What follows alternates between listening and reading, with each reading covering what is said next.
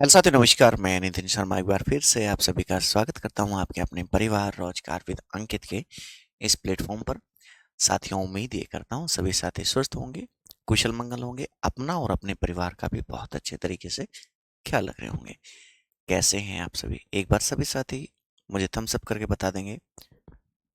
Audio video सब कुछ clear है, बेहतरीन है, गजब है, लाजवाब है। आप सभी साथी मुझे एक बार बताइएगा। आप सभी का स्वागत है और भरपूर स्वागत है भैया।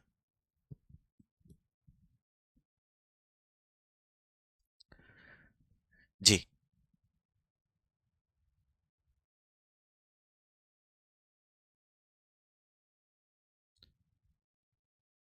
सभी साथी एक बार बताएंगे।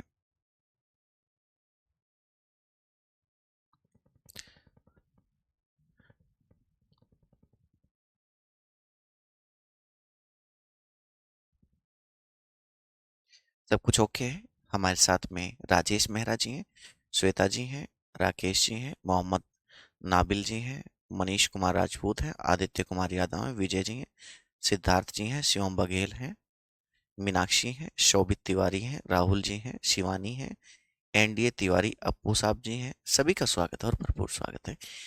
एक बार मैं अभी अपने सभी भाई बहनों से जानना चाहता हूँ कि लास्ट समय हमने क्या पढ़ा था। एक बार आप उसे बता दीजिए, और फिर आज हमें क्या पढ़ना है वो भी बताइए, क्योंकि मैं आपको बहुत अच्छे तरीके से डिस्कस कर चुका हूँ कि हम क्या क्या पढ़ रहे हैं और क्या क्या पढ़ने वाले हैं। सबसे पहला प्रश्न, मैं कुछ प्रश्न आप सभी से पुट अप करना चाहता हूँ, आप लोग जवाब दीजिएगा। पहला प्रश्न क्या है? पहला, अफगान वंश वंश पहला अफगान वंश कौन सा था?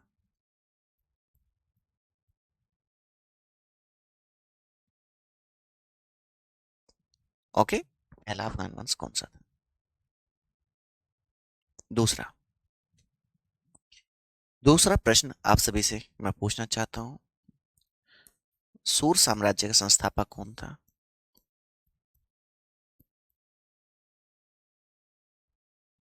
का संस्थापक कौन था? जी, नेक्स्ट, हुमायूं किस युद्ध के पश्चात के बाद भारत से भाग गया था?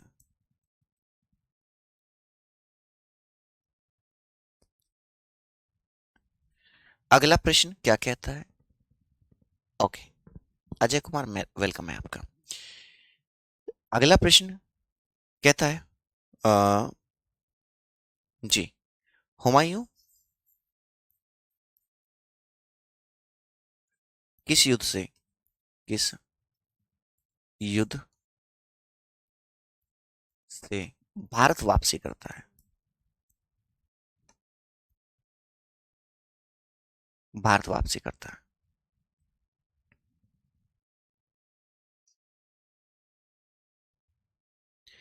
ओके, किस युद्ध से भारत वापसी करता है?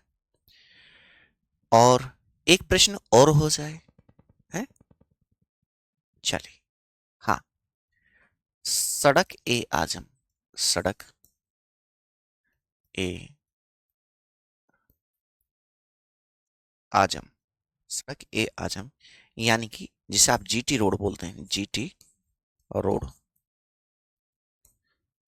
किसने बनवाया? किसने?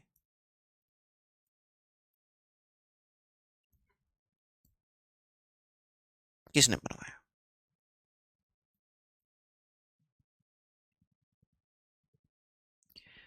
जी, चलो, अब बात करते हैं आंसर। पहला अफगान वंश कौन सा था बेटा? वो था लोधी वंश, लोधी वंश था। ओके, सूर साम्राज्य संस्थापक शेर शाह सूरी था, शेर शाह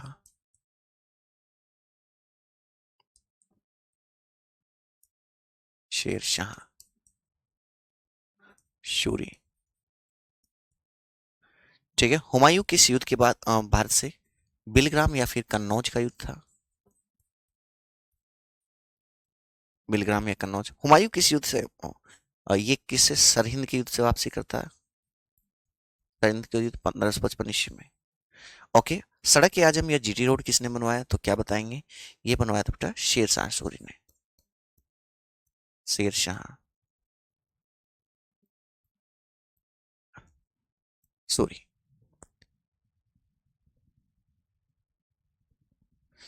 थोड़ा थोड़ा करके कर लीजिए तेजस, क्यों परेशान होते हो बेटा? देखो विजय कितना प्यारा बच्चा है, विजय परमार। इसने सभी क्वेश्चंस के आंसर 1 2 3 करके दे दिए है। हिमांशु यादव कितना अच्छा प्यारा बालक है, मुझे ये भी तो पता चलता है ना बेटा। क्या नाम है, कंबाइंड पीडीएफ तब मिलेगी ना जब आपका सिलेबस कंप्लीट हो जाएगा, तब आपको हिस्ट्री कंबाइंड पीडीएफ मिलेगी है। अभी आधा अधूरा सिलेबस हुआ है। बढ़ते हैं और पढ़ते हैं। आज हम पढ़ना है किसके बारे में? अकबर के बारे में। जी, अकबर के बारे में हम लोग पढ़ेंगे। थोड़ा सा आज लिखने की स्पीड तेज रखिएगा। मैं चाहता हूं कि कम से कम हमारे आज 3 शासक हो जाएं। ठीक है, क्या आप तैयार हैं? क्या आप मेरी बात से सहमत हैं? यदि सहमत है तो एक बार थम्स अप करके आप मुझे बताइए। और हम बढ़ रहे हैं अपने सेशन की तरफ। एक बार सभी साथी मुझे स्पीड से बताओ बेटा।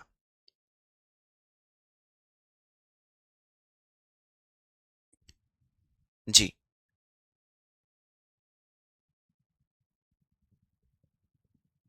वेरी गुड, शाबाश।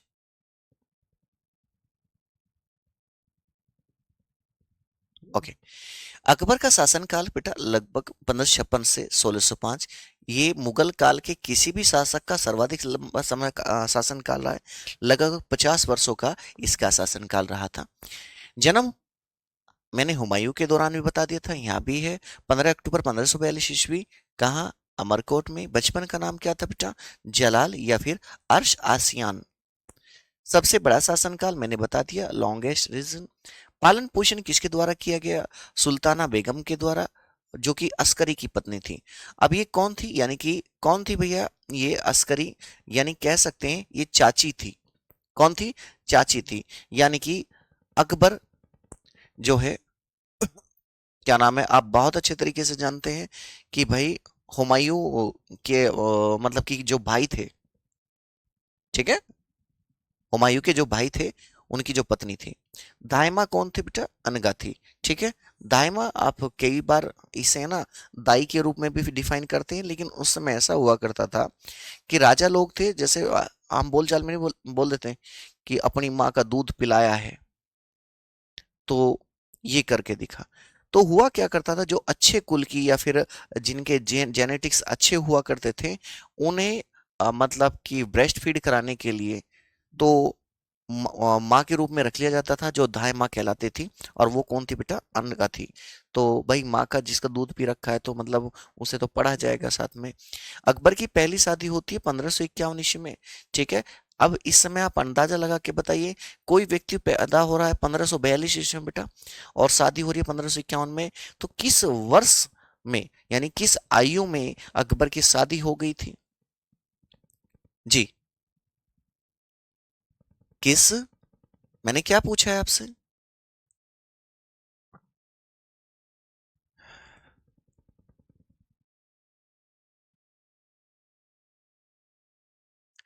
जाट भाई संदीप, ईश्वर उनकी आत्मा को शांति दे। और मैं मान सकता हूँ ये इस दुनिया का सबसे बड़ा दुख हो सकता है।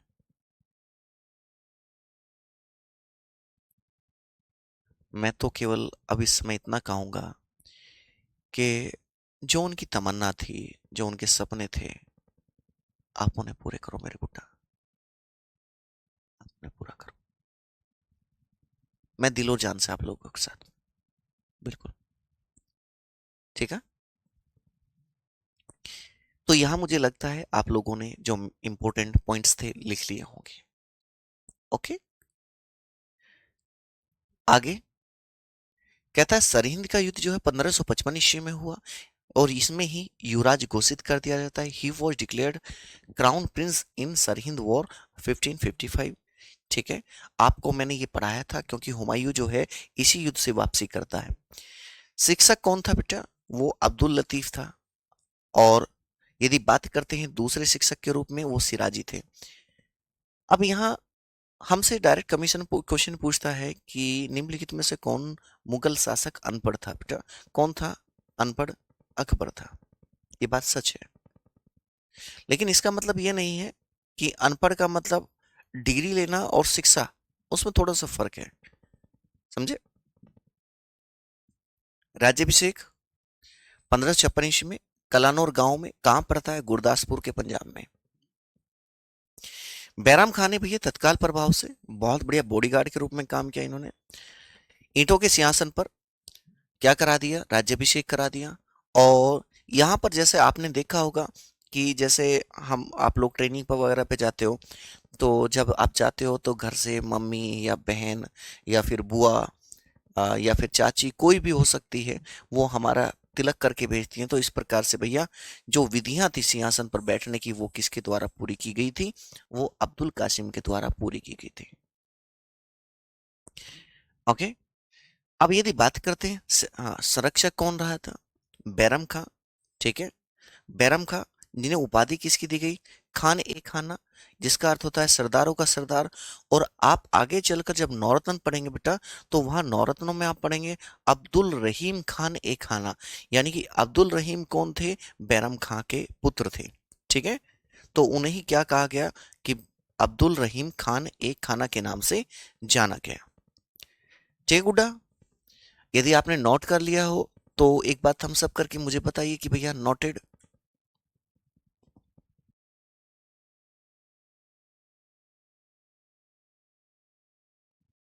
ओके अमन कुमार जी, बहुत बढ़िया, गुड। तो आप सभी साथी एक बार बताओ।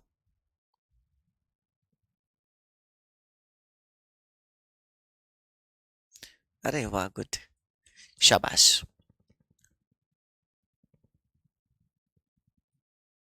हाँ, अब हम आगे की तरफ बढ़ रहे हैं। कुछ जो इंपॉर्टेंट चीजें हैं हम लोग उन्हें देखने वाले हैं। जैसे कि बात करें बच्चे, नोट कर लिया है आप लोगों ने? पानीपत का दूसरा युद्ध को कब हुआ? 5 नवंबर 1556। सेकेंड बैटल ऑफ पानीपत किस किस के मध्य होता है प्यारे दोस्त? ये होता है अकबर और हेमू के मध्य। ठीक है, अकबर और हेमू के मध्य। और यदि देखा जाए तो अकबर का तो सिर्फ शासनकाल था, ये किसने लड़ा? बैरम खान ने लड़ा। बैरम खां। और ये बैरम खां प्यारे दोस्त, मैं आपको बता दूं कि एक अपने आप में स्वतंत्र सेनापति था, क्योंकि अकबर मतलब उस एज में नहीं था कि चीजों का फैसला ले सके। तो अकबर जो भी मतलब अकबर के शासनकाल में बैरम खां जो भी फैसला लेता, और कहा जाता है कि कभी कभी तो ये न्याय भी कर देता था दंड वगैरह देकर। जब ये जीत कर आया पानीपत का द्वितीय युद्ध, तो हेमू इसमें हार चुका था। तो हेमू को वो बैठा देता है अकबर के सामने और अकबर से बोलता है कि क्या नाम है राजा साहब, गर्दन इसकी धड़ से अलग करिए। अब अकबर ने कहा कि मैं निहत्थे शत्रु पर कैसे वार कर सकता हूं? ये तो पहले ही मरा हुआ है, क्योंकि ये हार चुका है। बैरम खान ने बहुत प्रयास किया। बैरम खान समझाया अकबर को कि आपको यदि अच्छा शासक बनना है तो आपको ये काम तो करना पड़ेगा। अकबर ने बिल्कुल मना कर दिया। अकबर वहां से चला जाता है, लेकिन बैरम खां क्या करता है? सैनिकों की ओर में आकर खत्म मामला। तो मतलब इस व्यक्ति की थोड़ी सी अतिवादी बढ़ गई थी। लेकिन कहीं ना कहीं जब आप जानते हैं कि भैया कॉम्पिटिटर तो हर जगह होते हैं। अब अकबर की चीजें तो है भैया, अकबर तो राजा आदमी है। तो इन्होंने क्या काम किया? अब बैरम खां को हटाने के लिए कुछ लोग प्रयास करेंगे। ठीक है, तो क्या बात करेंगे? अकबर की सभा जो है आगरा में हुआ करती थी। बैरम खां अकबर का संरक्षक 1556 से 60 तक रहा। लेकिन महामनगा के कहने पर, ये महामनगा कहाँ है भैया? धायमा, अभी हमने पढ़ा है धायमा। और अकबर को ये बहुत, अकबर जो है धायमा को बहुत मानते थे। कहा जाता है एक बार अकबर की जान भी बचाई थी, अकबर की एक बार जान भी बचाई थी दायमा ने। ठीक है,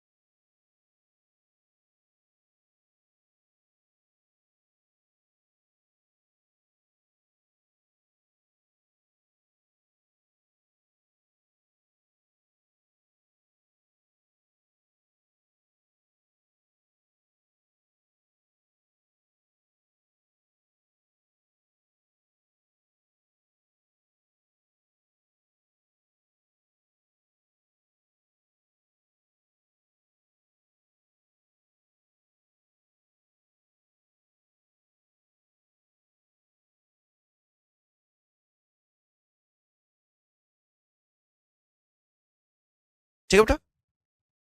तो अब होता क्या है महामनगा के कहने पर, ठीक है, जब महामनगा की पुत्री का नाम क्या था, जीजी अनका, और पुत्र का नाम क्या था बेटा, अदम खां। ठीक है, अब ये अकबर के कहने पर इसे क्या भेज दिया, मक्का भेज दिया। क्यों?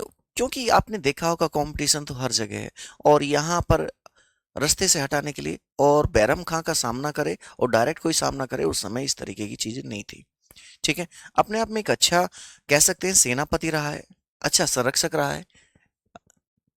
एडी का अर्थ होता है बेटा एनो डोमिनी, एनो डोमिनी होता है। मैंने इसके पर चर्चा की है कई बार, समय मिलते के साथ मैं दोबारा कर दूंगा। बैरम खां की हत्या कौन कर देता है बेटा, मुबारिक खां कर देता है। मुबारिक खां कौन है, मछीवाड़ा के युद्ध में इसके पिता की हत्या कर दी जाती है, वो मारा जाता है। तो बैरम खां के पीछे लगा हुआ था और बैरम खां को मार दिया गया, क्योंकि जब ये हज जा रहा था गुजरात के पाटन में, इस व्यक्ति को मार दिया जाता है। अब देखिएगा कैसी कैसी नीतियां रही थी। 1560 से 62 का शासनकाल पेटीकोट शासन, स्त्रैण शासन, हरमदल या फिर पर्दा शासन के नाम से जाना गया। क्यों भैया, क्यों? क्योंकि इस समय अब शासन कौन चला रही थी, वो चला रही थी दाइमा। ठीक है, महामनगा शासन चला रही थी। ओके, 1562 में अकबर हरमदल से मुक्त हो जाता है, और जब ये अपने हाथ में पावर्स लेता है तो ये क्या करता है, ये बाल विवाह को बंद करा देगा, सती प्रथा को बंद करा देगा, दास प्रथा को बंद करा देगा। ठीक है, 1563 में तीर्थ यात्रा कर को समाप्त करा देगा। 64 में ये जजिया कर को समाप्त करवा देगा भैया। क्या करवा देगा, 64 में जजिया कर को ये समाप्त करवा देगा। यहां तक सभी साथियों को क्लियर है? तो एक बार मैं सभी साथियों से जानना चाहता हूं, थम्स अप करके बताएंगे। नोटेड।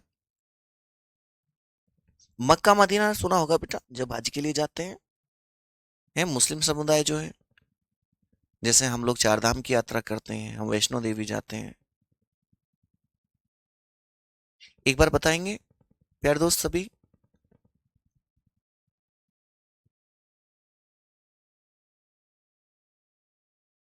हाँ, 14 विक्रमादित्य में से एक था विजय परमार जी, बिल्कुल गुड, ऑल क्लियर है, लिख लिया, वेरी गुड, शाबाश। आप लोग है ना बहुत जल्दी हैं, क्या कर जाते हो, गुस्सा हो जाते हो, लेकिन मैं हमेशा सभी चीजें करता हूँ किसके लिए, आपके लिए चीजें करता हूँ। बात की जाए 1575 ईस्वी में बेटा इबादत खाना बनवाया अकबर के द्वारा फतेहपुर सीकरी आगरा में। 1582 में इसे बंद करवा दिया गया, जिसमें चर्चा प्रत्येक बृहस्पतिवार को हुआ करती थी। अब ये क्या था, इसमें सभी धर्मों के जो विद्वान थे उन्हें बुलाया जाया करता था। मजा आता था इसे बात करने में अकबर को, कि भाई अलग अलग जो अ, विद्वान हैं अलग अलग धर्मों के, उन्हें बुलाया जाए। जैसे कि जैन धर्म से कौन लोग थे, चार लोग थे, शांति चंद्र, विजय सेन सूरी, भानुचंद्र और हरिविजय सूरी। हरिविजय सूरी को एक उपाधि भी देगा, ये कौन सी उपाधि देगा आप बताइएगा, ठीक है ना। अब बात की जाए ईसाई धर्म से मोनसीरेट जी आते हैं, हिंदू धर्म से पुरुषोत्तम दास जी आते हैं, और फारसी से दस्तूर मेहर जी, जिन इन्हीं से ये क्या सीखता है, सूर्य नमस्कार। कहता है कि यार ये तो बड़ी अच्छी चीज है, मजा आ गया इसे सीख कर, तो है सूर्य नमस्कार इस व्यक्ति ने सीखा।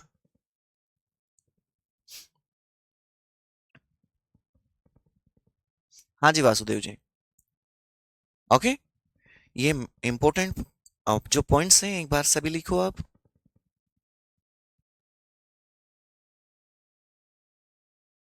जजिया कर होता है बेटा जो लोग मुस्लिम नहीं होते थे ना, जैसे कि हिंदू थे, जैन थे, बौद्ध थे, पारसी थे, उनसे ये लोग है ना एक प्रोटेक्शन टैक्स लेते थे, संरक्षण कर लेते थे कि आप लोग मुस्लिम नहीं हो ना, तो आप हमें टैक्स दो। मुस्लिमों को वो देना नहीं होता था। इनका उद्देश्य क्या था कि अधिक से अधिक लोग, टैक्स से बचने के लिए लोग क्या करते थे, ईसाई धर्म को मतलब कि मुस्लिम धर्म को अपना लेते थे। हाँ जी, बिल्कुल। अजय कुमार जी उस समय महिलाएं चला रही थी शासन को। हाँ, रुक जाता हूँ, कोई बात नहीं, आप बिल्कुल लिखें। चूंकि आप नहीं लिखेंगे तो उसका मेरा पढ़ाने का भी कोई लाभ नहीं है।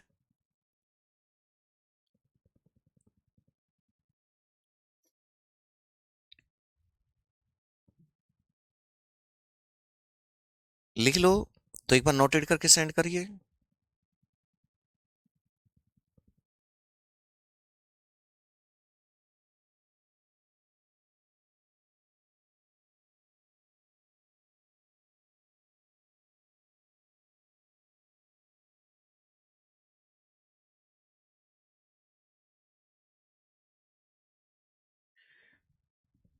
हाँ जी, वेरी गुड। इबादत खाना बंद हुआ था बेटा, ये बंद हुआ था। वेरी गुड, शाबाश। हाँ हाँ, इबादत खाना मतलब कि पूजा घर।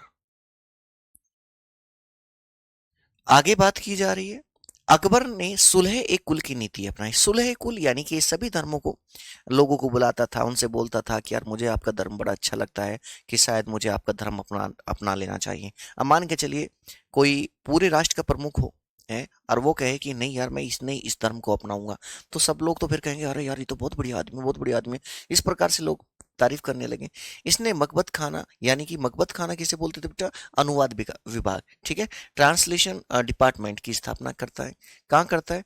फतेहपुर सीकरी में। क्यों करता है? कि ये लोग हर एक भाषा को समझ सके, ठीक है, चाहे वो अंग्रेज आ रहा है चाहे कोई भी आ रहा है। महाभारत का फारसी में अनुवाद कौन करता है बेटा? बदायूं ने करता है, ठीक है। और किस नाम से करता है? रजमनामा के नाम से, ठीक है। और रामायण का रमनामा के नाम से करता है बेटा, रामायण रमनामा, रमनामा के नाम से। ओके, राजतरंगिणी का मतलब राजतरंगिणी का अनुवाद करता मोहम्मद साहबादी, और अथर्ववेद का इब्राहिम सरहिंदी। ये ट्रांसलेट की जाती हैं चीजें, कि भाई सभी धर्मों की जो अच्छी अच्छी बुक्स हैं उनका आप क्या करिए, ट्रांसलेशन करिए बेटा, क्या करिए, ट्रांसलेशन करिए। सभी गुड्डा गुड़िया नोट करिए चीजों को, और नोट करते के साथ ही नोटेड लिख दिया करो आप। कितना अच्छा लगता है जब हम लोग साथ चलते हैं।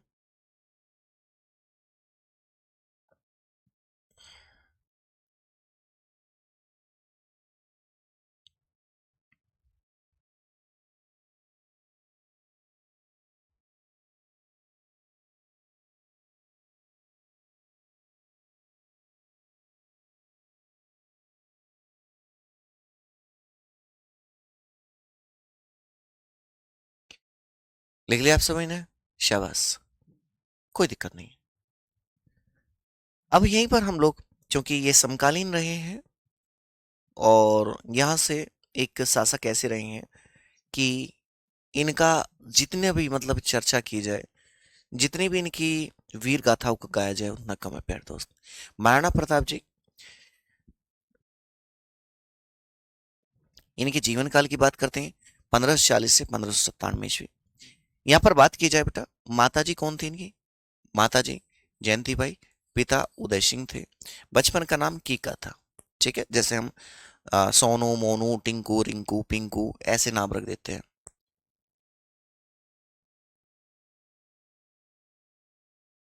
जी।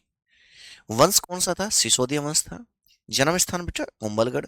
और घोड़ा का नाम क्या था? चेतक था। है, ये वही चेतक है जिसका एक स्कूटर भी है। यार तेरा चेतक पे चल रहा है, तना चस्का रेड फरारी का है। कहीं ना कहीं इनमें ना अतिशयोक्ति अलंकार का प्रयोग किया जाता है, किया जाता है कि ना?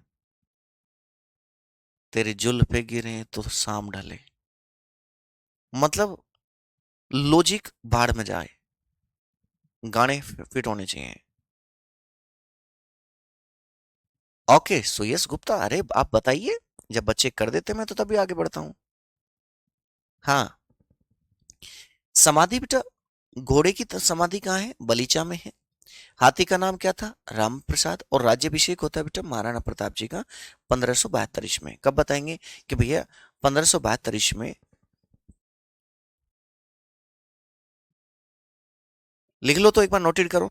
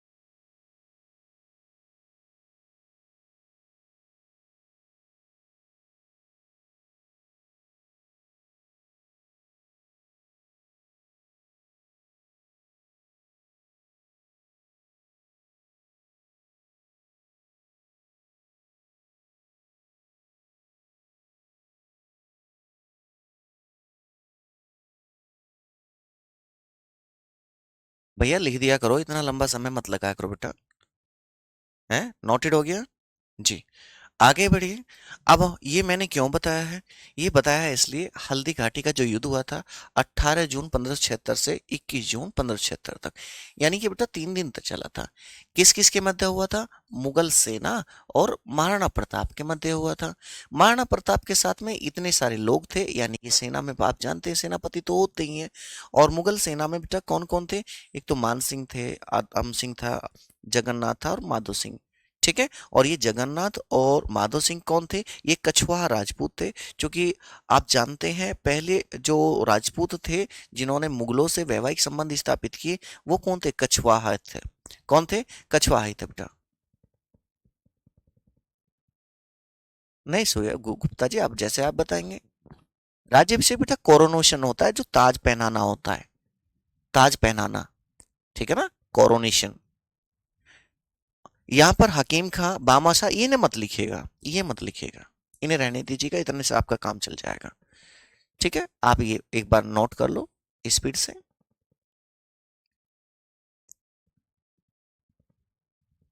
अरे यही है आपके बीच में।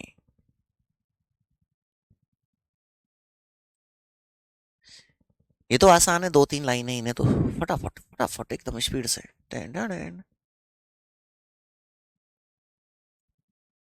भैया अकबर के शासनकाल में कुल 15 सूबे थे। सूबे मतलब कि प्रांत हुआ करते थे, ठीक है ना, जो अब वर्तमान में हम प्रोविंसेस के नाम से जानते हैं इन्हें। तो 12 नॉर्थ में थे, उत्तर में थे, और 3 साउथ में थे।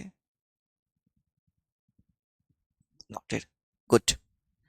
शाबाश।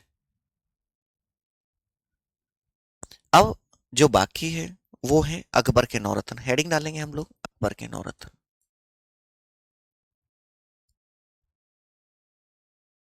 अकबर के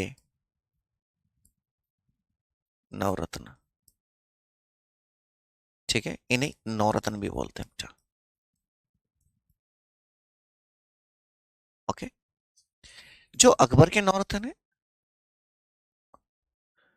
यहां पर आपको ट्रिक से बता दे रहा हूं कि आपको याद रखना है बात, बात में एम डी एच। बी से बेटा याद रखेंगे बीरबल, बीरबल। ठीक है। ए से अबुल फजल, अबुल फजल।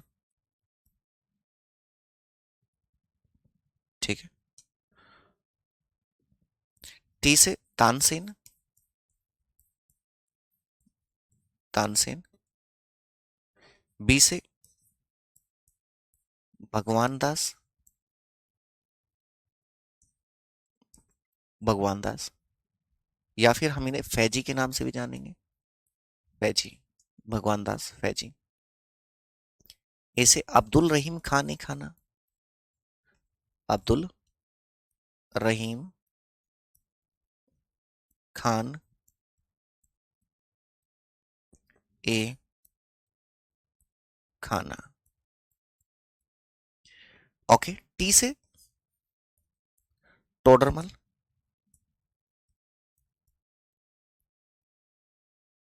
टोडरमल। एम से मानसिंह।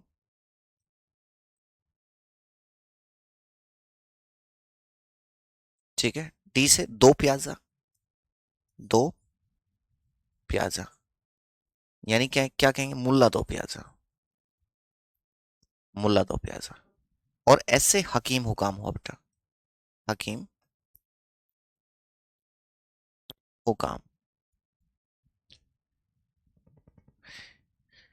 आप इसे लिख लीजिए, ये अकबर के नौरतन है। हाँ जी, बिना 14 वर्ष। विजय परमार जी 14 वर्ष। हिमांशु कुमावत जी कह रहे हैं नहीं बेटा, नहीं नहीं नहीं। हाँ, वो एनी नायक रहा था, ज्ञानेंद्र कुमार जी एनी नायक था वो। एक बार लिखिए और आगे बढ़िए। बिल्कुल, अंकित यादव जी रामबाण है उसके लिए, गुड्डा रामबाण है उसके लिए तो। लिख भी लिया। सर कितने दिन और चलेगी हिस्ट्री? लगभग आपकी बेटा, हाँ, कोशिश करूंगा नेक्स्ट वीक कंप्लीट करने की।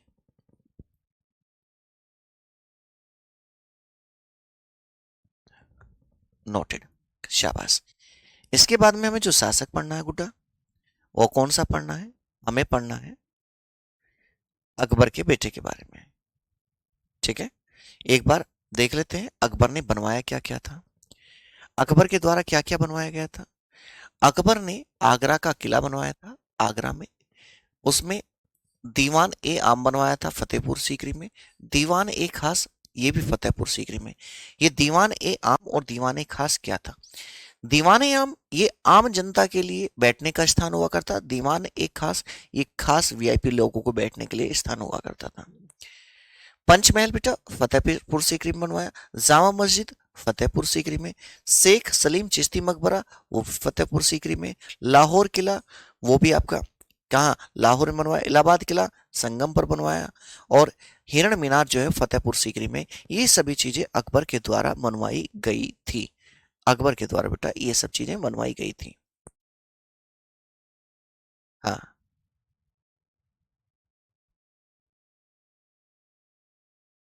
शाबाश।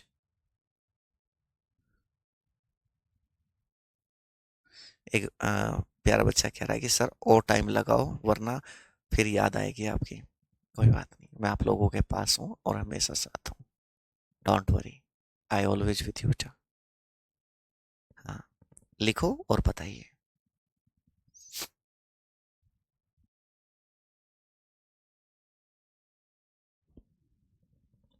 ये लिखना है जहाँ जो लिखना है बस उस पर मैं करवा रहा हूँ।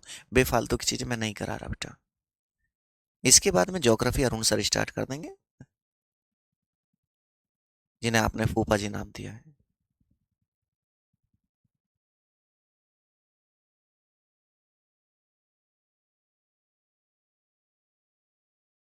जी, यहाँ बेटा आगरा का किला ही तो लाल किला है। आगे आते हैं हम जहांगीर पर। जहांगीर का समय काल, शासन काल क्या रहा है? 1605 से 1627। ये ज्यादा लंबा नहीं है, इसके बारे में ज्यादा नहीं पढ़ना होता है हमें। बचपन का नाम बेटा सलीम है। माता का नाम जोधाबाई। ये जोधाबाई आमेर की हैं बेटा। क्या बताएंगे? जोधाबाई जो है आमेर की हैं। ओके, यहीं पर बात करते हैं बेटा। पिता कौन है? अकबर है। और ये पुत्र हैं। सिर्फ पुत्रों के चार नाम लिखने, ये लिखना बस। खुसरो, खुर्रम, परवेज और शहरयार। कौन कौन सी माँ से हुआ वो नहीं लिखना है आपको, सिर्फ ये लिखना है। एक बार लिखिए। कोई बात नहीं, जिसका इस बार सिलेक्शन नहीं हुआ अगली बार बहुत अच्छे नंबरों से होगा। Don't worry.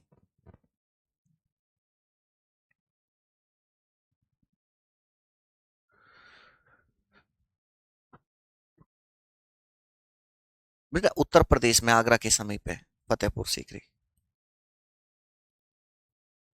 ठीक है।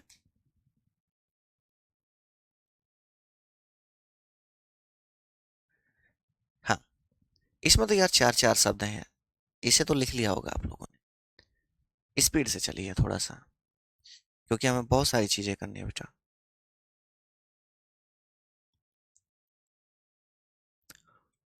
आगे देखिए, राज्यभिषेक बेटा होता है इसका 3 नवंबर 1605 ईस्वी में आगरा के किले में। ओके, बचपन का नाम क्या था? सलीम शेखू बाबा। जैसे अमीर घरों में ना बड़े बड़े नौकर हुआ करते थे, वहां उन्हें क्या बोलते थे कि बाबा ये खा लो, बाबा वो कर लो। तो नाम क्या था बेटा? सलीम शेखू बाबा। 1599 ईस्वी में अजमेर से इलाहाबाद भाग गया। क्या बताएंगे कि भैया 1599 ईस्वी में अजमेर से इलाहाबाद भाग गया। और खुर्रम की पत्नी बेटा, खुर्रम की पत्नी कौन थी? आर्जुमंद बानो बेगम। आर्जुमंद बानो बेगम। क्या बताएंगे गुड्डा? यहां तक सभी साथियों को क्लियर है? ठीक है ना? एक बार सभी साथी बताओ।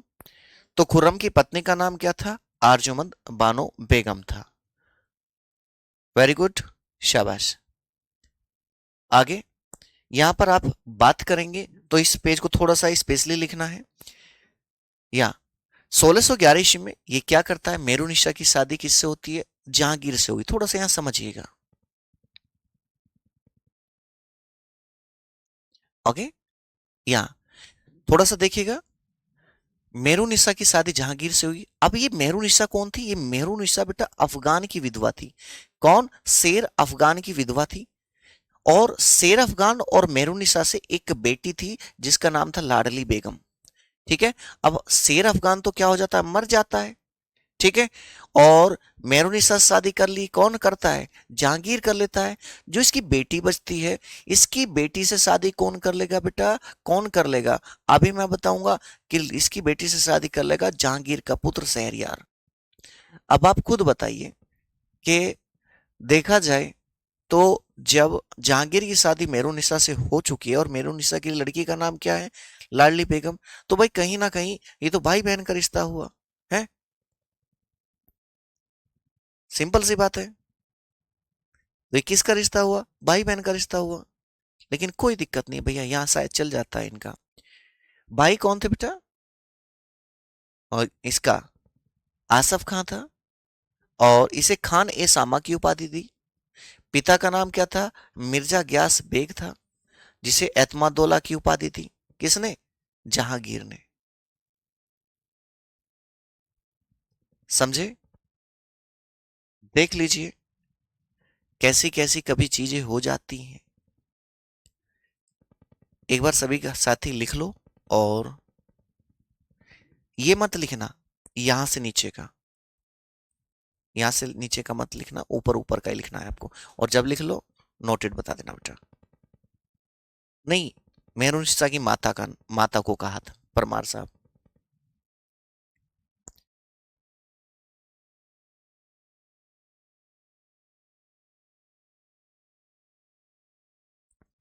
आगे, मेहरुनिसा की माता का नाम बेटा क्या था? मेहरुनिसा की माता का नाम अस्मत बेगम था। अस्मत बेगम। और अस्मत बेगम ने ही गुलाब से इत्र बनाने की विधि का निर्माण किया था। क्या बताएंगे? गुलाब से इत्र बनाने की विधि जो है इसी। अब ये खुश हो जाता है और जहांगीर जो है अपनी सास को भी क्या कहता है? नूर ए जहां। क्या कहता है? नूर ए जहां। समझे? नूर ए जहां। त्याग दी सभी ख्वाहिशें कुछ करने के लिए, क्योंकि राम ने भी बहुत कुछ खोया था श्री राम बनने के लिए। शाबाश शाबाश शाबाश, क्या बात है, मानना पड़ेगा।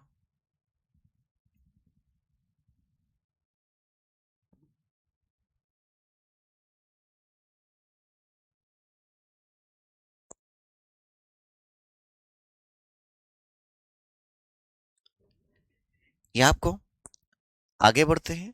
जहांगीर के समय आने वाले अंग्रेज कौन थे? आपको क्या क्या लिखना है बस वो बता रहा हूँ।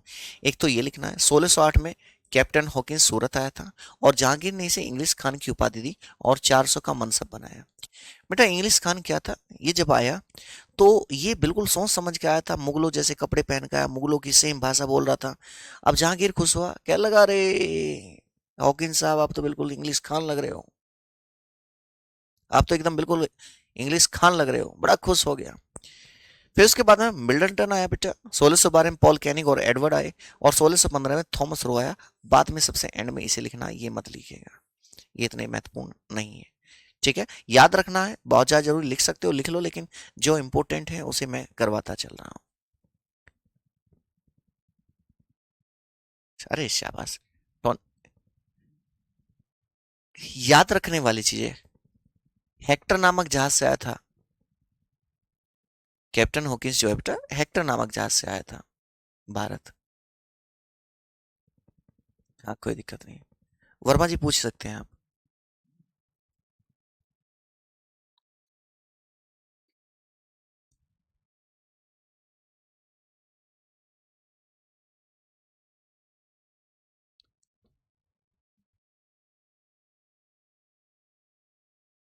लिख लिया आप लोगों ने? लिख लिया होगा। आगे आ जाते हैं और क्लास को लास्ट रूप देते हैं। जहांगीर की मृत्यु बेटा कहाँ होती है? जहांगीर की मृत्यु हुई 1627 ईस्वी में और मकबरा कहाँ है? लाहौर में है। आपसे पूछा जाता है निम्नलिखित में से किस शासक का मकबरा भारत से बाहर है? तो ये भैया जहांगीर ही था। इसकी आत्मकथा का नाम क्या था? तुजो के जहांगीरी था, जो कि फारसी भाषा में लिखी गई। लेकिन ये पूरा नहीं कर पाया था, उसे पूरा किया था मोतीबिंद खां ने। तो पूरा करने वाला व्यक्ति कौन था? मोतीबिंद खां था। ये भी पॉइंट इंपॉर्टेंट है और ये भी हमारा पॉइंट बहुत ही ज्यादा है, इंपॉर्टेंट है, महत्वपूर्ण है प्यारे दोस्त। ओके। जहांगीर का समय जो है चित्रकला का स्वर्णकाल था। Jahangir time was the golden age of painting. इसके समय में जो चित्रकार थे, प्रमुख चित्रकार थे बेटा, वो कौन था? फारूक बेग था, दौलत खां था और मंसूर। मंसूर को याद रखना, मंसूर इंपॉर्टेंट है। ये पक्षियों के चित्र बड़े अच्छे बनाया करता था। मंसूर जो था पक्षियों के बहुत अच्छे चित्र बनाया करता था बेटा। जहांगीर की मृत्यु के समय सिर्फ दो पुत्र खुर्रम और शहरयार जीवित थे। क्या बताएंगे? जहांगीर की मृत्यु के समय सिर्फ दो पुत्र खुर्रम और शहरयार जीवित थे। और खुर्रम नाम देता है कौन? शाहजहां। खुर्रम नाम किसके द्वारा दिया गया? शाहजहां के द्वारा नाम दिया गया। आज का सेशन प्यारे दोस्त हम यहीं तक रखेंगे। जब आप नोट कर लो तो एक बार मुझे बताइएगा, इंडिकेट करिएगा। हाँ।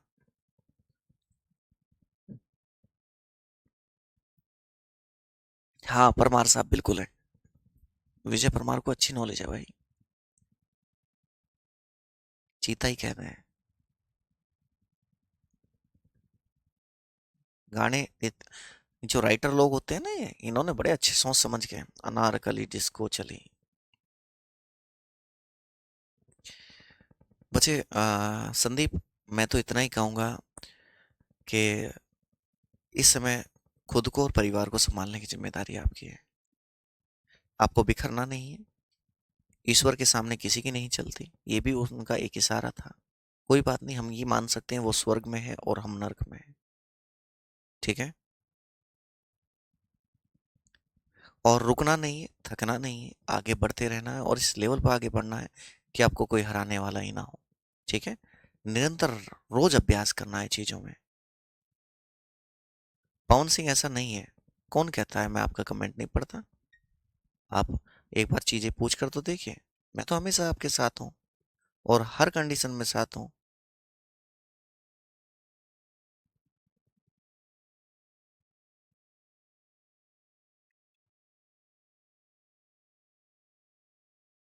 शाबाश।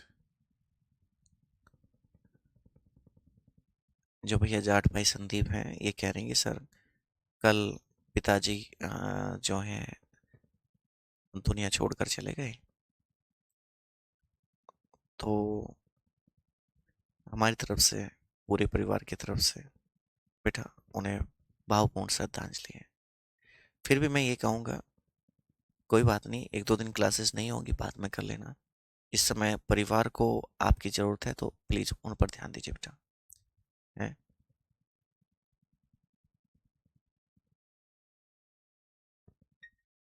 ठीक है। हाँ। दुर्गा प्रसाद मोहंती। अच्छा। नहीं गुड़िया, ऐसा कुछ नहीं है, दुर्गा प्रसाद मोहंती। ठीक है, आज की क्लास यहीं ओवर करते हैं और मिलते हैं हम लोग कल सेम टाइम सेम जगह। तो तब तक के लिए tata bye bye, Ram Ram, Jai Hind, जय भारत बच्चे।